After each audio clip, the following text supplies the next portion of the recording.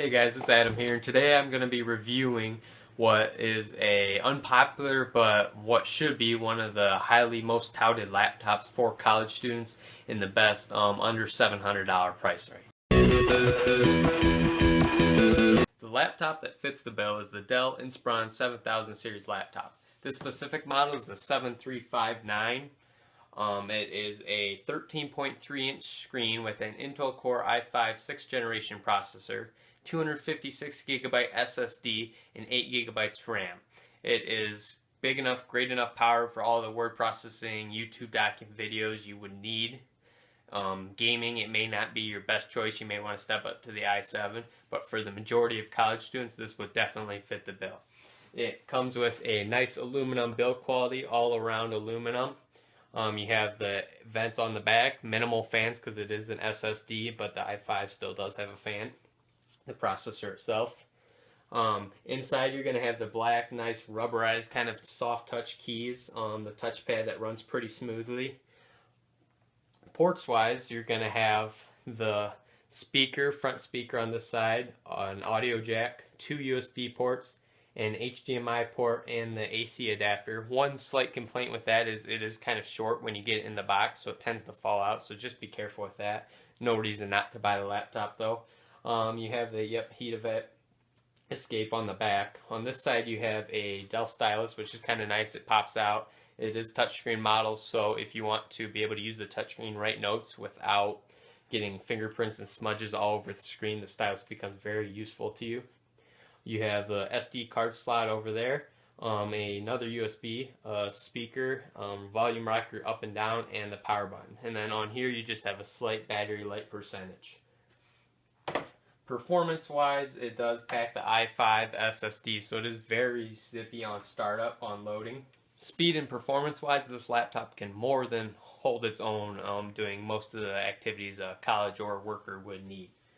Just to load a simple site like ESPN, it doesn't take too long at all. This isn't really a Wi-Fi test, but more videos. You can see everything runs smoothly, no fan usage, it's not getting overworked at all. And this is ESPN's, a decently heavy, demanding site compared to some. To run a quick benchmark test, Nova Bench is widely known throughout the computer world to give accurate results, so I'm going to run this real quickly.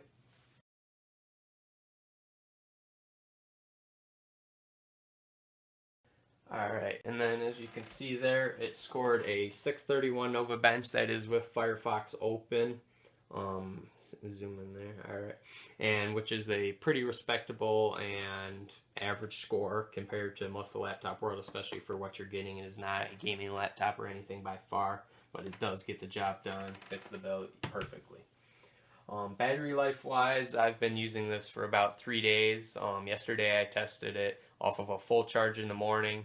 Keyboard was backlit for about 1/4 of the time at dark when I was using it, but with about 50% screen brightness, touchscreen on, I was doing a mix of YouTube word processing, etc. It did last a good 7 hours, which is very impressive and important to me. Going in and out of class, I wanted something that's going to be able to have nice full battery life, and that I wouldn't have to sacrifice a lot of the functions I generally prefer to use. Display-wise, this laptop does have a 1920 by 1080p screen, which is more than sufficient for me and the majority of people. 4K is the next step up, but you're going to be in the upper $1,000 price range if you want one of those anyway. I can not really see any pixels. Everything looks clear and crisp. One complaint I do have about the screen is that since it is touchscreen, especially in low light case scenarios with the brightness down, it is kind of glare, especially if you put it by the light. It makes it hard to see. But I mean, when you do have the brightness up, even with the light, you can still see pretty much without a problem whenever and wherever you are. Sound quality wise, it actually blew me away on this laptop on how good it is. Just to show you, I'm going to play Jukebox Hero, why not, right? Just to show you the sound quality, it's the 2 speakers on the side. This is at about, a 1/4 volume.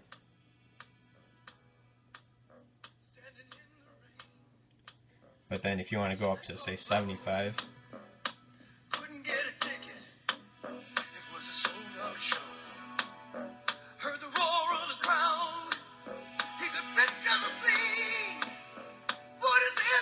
And then if you get all the way up to 100.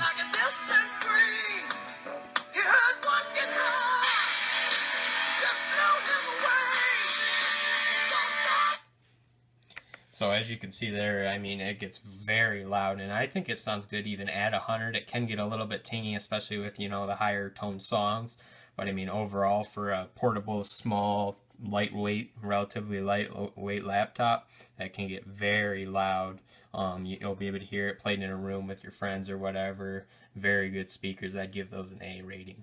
So overall, if you are a college student, a worker, someone just looking at home for a great laptop but not willing to spend or wanting to spend a fortune on, say, a MacBook or an XPS or whatever, this I definitely would recommend for you. It does pack the powerful punch you need with the Intel Core i5, 256GB SSD, which is plenty of room for storage, but it also boots and loads very fast from startup to loading web pages, etc., saved images. It helps a lot. Sound-wise, great quality. It is made out of aluminum, very nice looking laptop, professional for whatever atmosphere you're going to use it in. Nice soft touch keys, good travel distance between them. Touchpad is not my favorite, but it's relatively good enough, especially if you plug in a mouse or something. 1080p by 1920 screen, so you get very good picture, very clear, very crisp, and one of the smoothest touchscreens I've ever experienced on a laptop. I've owned Yoga 3s, I've worked in, you know, tech retail.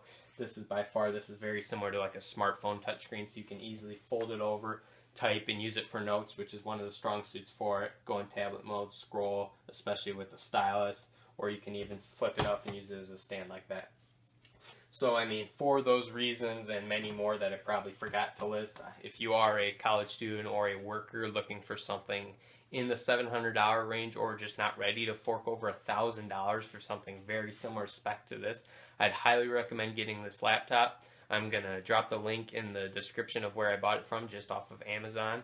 At the time I bought it, it was $699.99, around $740 after tax. And if you enjoyed this video, I'd greatly appreciate if you liked it. Give me any suggestions, tips, recommendations in the comments. I am trying to grow this channel, so I'll eventually be getting more tech items to review.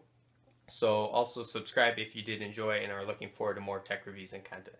So as always, thank you and have a great day.